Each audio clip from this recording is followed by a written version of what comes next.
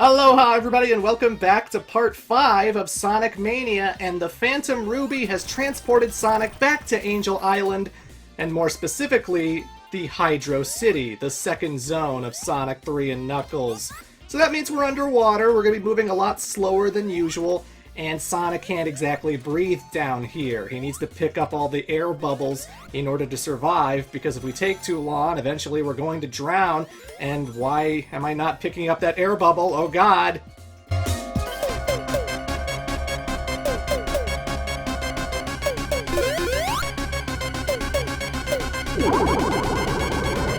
Come on! Oh, Jesus Christ. That song always gives me anxiety. Oh my lord, that song always gives me anxiety. It's never fun. At least this zone isn't as bad as Labyrinth Zone from the original Sonic 1, because that is nightmare fuel. That is nightmare fuel. Either way, folks, we're going through Hydrocity Act 1. This is not an exact replication of what it was in Sonic 3 and Knuckles. In fact, it brings back an old element that wasn't part of the zone originally, that we're going to be taking advantage of now. So I'm going to hit this switch down here, and now Sonic is encased in a bubble, and I'm actually moving him around with the control pad. He's always raising. You can't really stop that. You can kind of slow it down by holding down on the control pad, but he's always going to be raising in that bubble, and whenever he touches a wall or a corner or something, the bubble will pop. But he can breathe for as long as he wants in that bubble, and you have to kind of guide him with all the fans and stuff and get him through the areas. And that's actually been in previous Sonic games before, especially if you've played the Game Gear titles, like Sonic the Hedgehog 2 on Game Gear, or Sonic Triple Trouble for Game Gear, specifically Tidal Plant Zone. You remember that zone? At the end of that place, you had to take on Knuckles, who was piloting a weird submarine Eggmobile, because he was tricked by Eggman again. Knuckles is a bit of an idiot. Shut up! I had to do it! I had to do it! It's a classic Sonic Let's Play. I had to make that joke again. I'm sorry. I know, he's just gullible, whatever. If I'm gonna be honest, I do prefer the original Hydrocity over the Mania version just because of this Act 1. I mean, yeah, it's a classic element, being in bubbles and rising through the area and getting to your destination. I know it's been in previous Sonic games before. It's a nice callback. I'm a boat enthusiast because I keep going on all the boats, but it's a nice callback. It just makes things a little bit slower. And the one thing I've always known about Hydrocity is that it's the speedy water stage, you know? Like, yeah, you went underwater every now and then, but they had all of these, like, currents pushing you around. You were always, like, grabbing poles and going all over the place and hitting slopes and stuff. And that's what Act 2 feels like, mainly because Act 2 is a recreation of 3 and K's Act 2. But, you know, when it comes to whether I prefer Mania's Hydrocity or 3 and K's Hydrocity, it's just this stuff right here, the stuff you're watching right now. It's a little slower. I prefer 3 and K's Hydrocity. But the music is so much better, because, oh my god, the T-Lopes remix of Hydrocity is fantastic. You ever play Mania and then go back to 3 and K and you notice just how Genesis-y the soundtrack is, and it kind of throws you off because you're so used to, like, Mania and stuff? Was it always this low quality? Huh, yeah. Who's that on the side? Who's that on the side? Is that Eggman? What's he doing swimming around down here, huh? Either way, it's time for another boss fight, and, yeah, it's Eggman in a scuba suit swimming around down here, which is adorable and awesome. And, oh god, he's setting bombs. Oh boy, oh boy. Okay, so he's just destroyed this tower, and now it's crumbling, and now we gotta get to the top before the ceiling crushes us.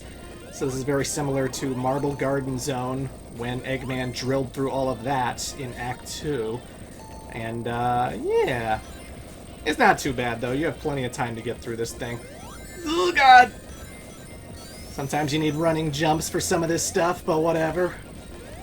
And what's down here? Oh, ho, ho, ho, ho, ho, ho. So Sonic lands in the very Eggmobile that was in Hydrocity back in Sonic 3 and K, and this Eggmobile can drop bombs, which will destroy Eggman's bombs, It just bounces off of Eggman if they land on him. And we can also use the fan to create a whirlpool, which will drag Eggman up to us and hit him with the fan blades. Oh god, that must hurt his noggin. I can't imagine that isn't painful. Eggman must have the worst headache after this, good lord. But, the bombs he lays in the water don't actually, like, do anything. Like, literally, next time you're playing Sonic Mania, don't do anything. Don't push, you know, the turbines. Don't, you know, like, drop bombs anywhere. Just watch Eggman, and he just constantly swims back and forth, dropping these bombs, which create this little tiny explosion, which creates, like, a little bubble effect. But it doesn't matter. Like, he's never going to hurt you unless you suck up the bombs he's dropping and the bombs hit you or explode on you. They won't even, like, damage you just by contact. They have to explode on you in order to damage you. So, that fight's... it's fun. It's nice to turn the tables on Eggman to get revenge when he used that Eggmobile on us back in 1994. But, pretty easy peasy. Nothing to worry about there. Nothing to worry about at all. But now this should look a little bit more familiar because Act 2 of Hydrocity is very much what Act 2 was in Sonic 3 and K. So this should all be very, very familiar. So I haven't really talked about, like, the development of Sonic Mania because, like, this isn't just like Sonic Team making another Sonic game, you know? This isn't just like, oh, Takashi Iizuka wanted to make a classic game. The programmers and developers of this game have actually had a lot of experience with Sonic fan games, you know? Simon Tomley, who's one of the programmers, did, he's known by Stealth. And Stealth actually made Knuckles in Sonic 1, which was a ROM hack meant to put Knuckles in Sonic 1 when Sega said it was kind of impossible, and that was the reason they didn't do it back in 1994.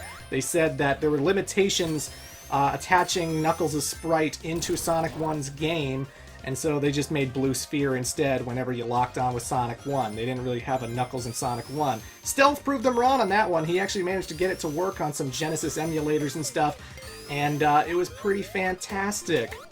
The head guy, Christian Whitehead, also known as Taxman, also did a whole bunch of fan stuff until he actually got, like, signed on by Sega to actually work on a whole bunch of the re-releases of Sonic titles for, like, mobile devices and Sonic CD for consoles. He actually did the re-release of Sonic CD, which added Tails as a playable character, which made the special stages feel a little differently because there was a lot better gravity going on in those special stages.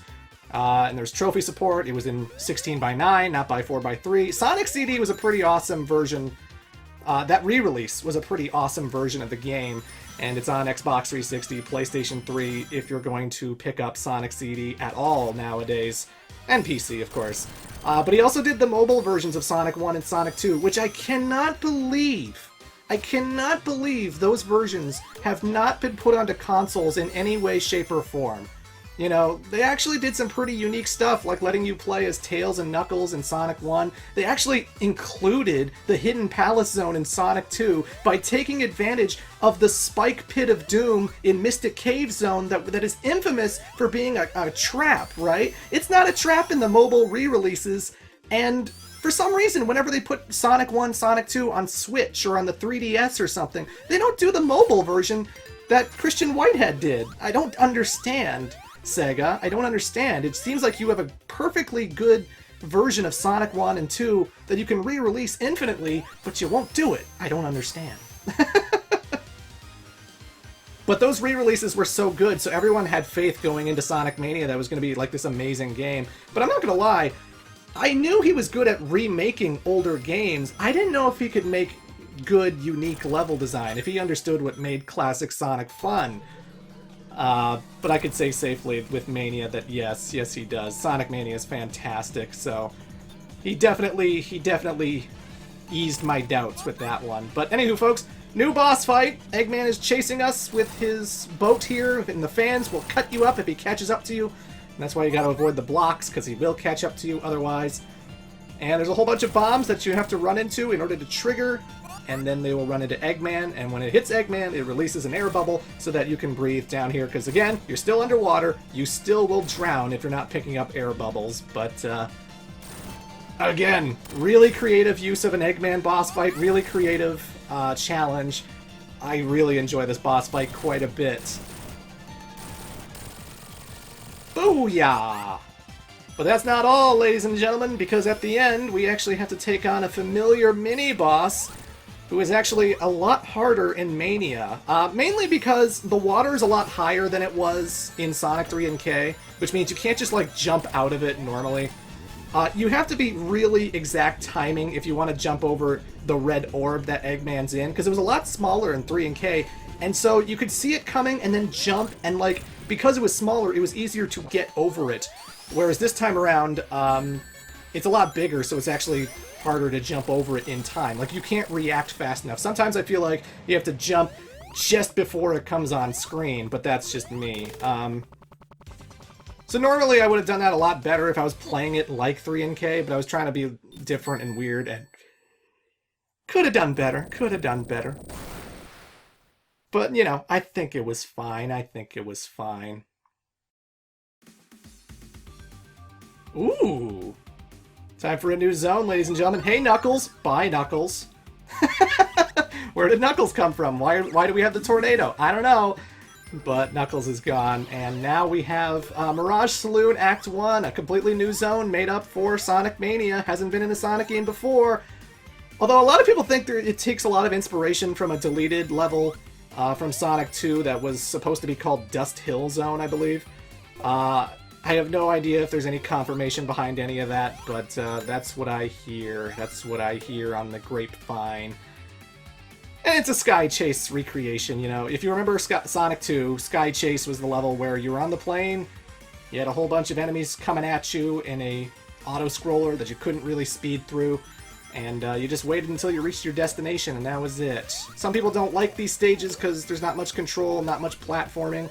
I don't mind them. I think they're great breather levels, and I still think this level is a lot more bearable and a lot more tolerable than the one that's in Sonic 4 Episode 2. Because when you go to Sky Fortress in Sonic 4 Episode 2, that first act goes on for like 6 minutes. 6 minutes of just like flying around and waiting for things to happen.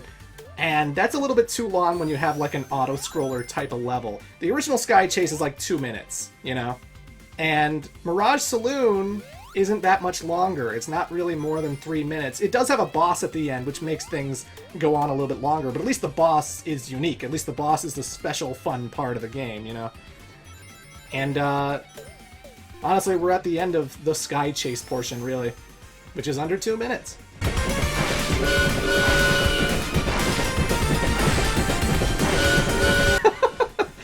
Amazing! Oh my god. As an Eggman fan, can I just say that every single new zone in this game is the best thing ever for all the personality it gives Dr. Eggman? Oh my god. He gets to be the conductor on a train! And yes, special stage at the back of the caboose. You have to make a very angled jump so you don't fall off the train. And keep in mind, there's no checkpoints when you get to the back of the train, so if you fall and miss the special stage ring, then that'll be deadly. Ooze! OOZ! I didn't know we were transporting Ivan Ooze from Mighty Morphin Power Rangers, the movie. Of which there was also a game featuring Ivan Ooze. Actually, it's the initials for the next zone coming up, but you can probably guess what that is. Hey folks, the hard-boiled heavy that we have to go after next is Heavy Magician. It's actually a lady Egg Robo, and she has released a giant caterpillar, which for some reason a lot of people don't like this boss. I actually like it quite a bit because it does such a telltale sign of what it's going to do every time you're fighting it, you know? You just pay attention to the dirt trail, the sand trail that's going through, what's burrowing through, and if it stops, he's about to jump at you, and you just kind of wait like 2 seconds and then jump just before he bursts out. Sometimes he'll go from like one side of the screen to the other. He'll go from like all the way left to the right, in which case he's going to jump across the entire screen, and all you do is you hang in the middle, and you just jump when he hangs above you. That's about it. Pretty easy peasy.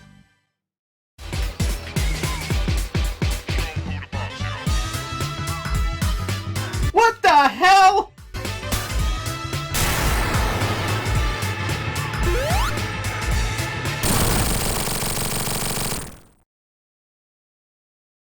That was Fang the Sniper. That was Knack the Weasel. That was the guy from the Game Gear games and Sonic the Fighters. Like, what the hell? But actually, sometimes you play through this level and it's not Fang. It might be Bean the Dynamite. What the hell? Oh, God.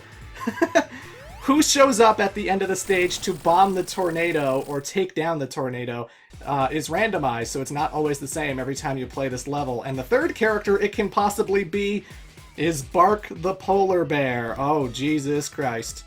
The Hooligans, as these three are known. And, yeah, the first time I played Mania, I got Knack the Weasel / Fang the Sniper first, and it was like, whoa! I had to drop the controller and scream, because I was like, oh my god, you're friggin' back! You're back! This guy hasn't been in a game since Sonic the Fighters. Holy Moses. All three of these characters haven't been in a game since Sonic the Fighters. Unless you count Shenmue 2, since they are trophies, figurines that Ryo can pick up in a vending machine somewhere. But, yeah. Hate to end the video in the middle of a zone, but in part 6, we're actually going to look at an alternate version of Mirage Saloon's Act 1 that a certain Red Echidna is going to be going through. So, yeah. See you then.